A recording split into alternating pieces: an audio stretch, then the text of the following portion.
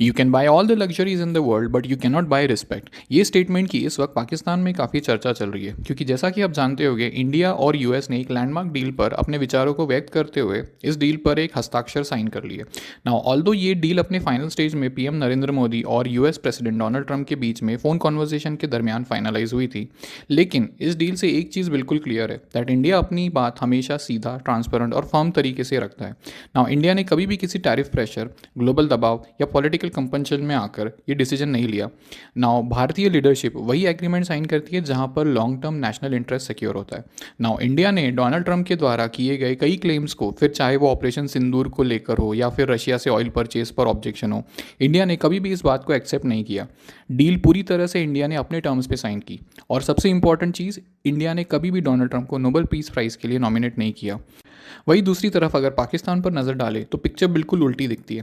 फिर चाहे वो पीएम शहबाज शरीफ का डोनाल्ड ट्रंप की ओवर द टॉप तारीफ करना हो या फिर उन्हें बार बार नोबेल पीस प्राइज़ के लिए नॉमिनेट करने जैसे जेस्चर, इतना सब कुछ होने के बावजूद भी इंडिया ने पाकिस्तान से बेहतर ट्रेड डील अपने टर्म्स पे साइन की।